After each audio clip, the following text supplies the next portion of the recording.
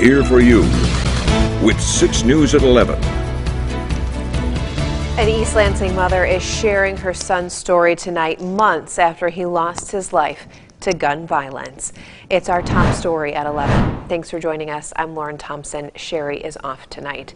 A heartbroken mother is speaking out tonight after 3 teenagers are charged in the 2021 shooting death of a 17-year-old boy. The news took this local mom back to the tragic day that she lost her son. Tonight, she breaks her silence to share his story. Josh Sanchez is here for you now. And Josh, this certainly wasn't easy for her to do. No, it wasn't, Lauren. Darylyn Moore lost her son, Anthony, less than a year ago. She says he was the class clown who would always intervene when situations got tense at home or at school. And even though charges have been filed against those suspect in his death, she says it still doesn't bring closure. When he loved you, he loved you. He was loyal, and he was coming to help anybody. And that's what that day was with his situation with his brother. Anthony Trey Davis III was Darylyn Moore's firstborn son. She says he taught her how to be a mother, and the two formed a strong bond. She says there was no secrets between them. 9 months later, Moore still doesn't go a day without thinking about the tragic shooting that ended her son's life. On September 20th, 2021, Lansing police were called to the 3900th block of Hunter Ridge Drive for reports of a shooting. Around the same time, Trey was dropped off at a nearby hospital with a gunshot wound. He later died from his injuries. After months without any suspects, today Trey's mom learned 3 teens were arrested and charged in Eaton County in connection to his death.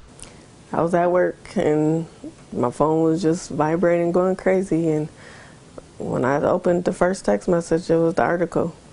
19-year-old Malachi Maccabee, 18-year-old Damari Ware, and 16-year-old Jalen Leak are facing a list of charges, including first-degree murder. But even though her son lost his life, Moore isn't convinced murder was the intent. That was not their plan that day, and I know that was not their intentions. And honestly, I'm a real person. I know none of them would want to see Trey hurt. With a long road ahead, Moore says it's the life lessons she learned from her son that keeps her moving forward. Trey will still tell me to be forgiven, and he will still tell me, Mom, don't hate nobody.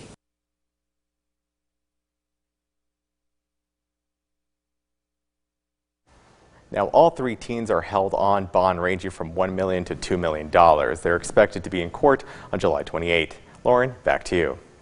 Thank you for that, Josh. Well, the Jackson County Sheriff's Office has identified the man killed in a wrong-way crash Monday night as 55-year-old Matthew McDonald from Washtenaw County.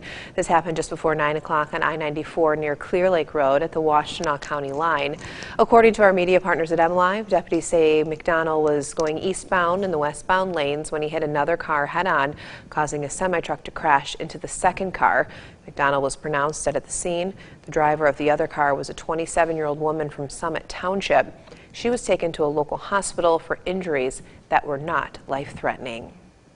A northern Michigan man has been arrested and is facing criminal charges stemming from his actions during the January 6th attack on the U.S. Capitol. 27-year-old Luke Lintz from Traverse City was charged today with felony civil disorder and some misdemeanor charges. Prosecutors say Lintz was among the rioters who repeatedly engaged in violence against law enforcement officers at the Lower West Terrace and tunnel areas of the Capitol.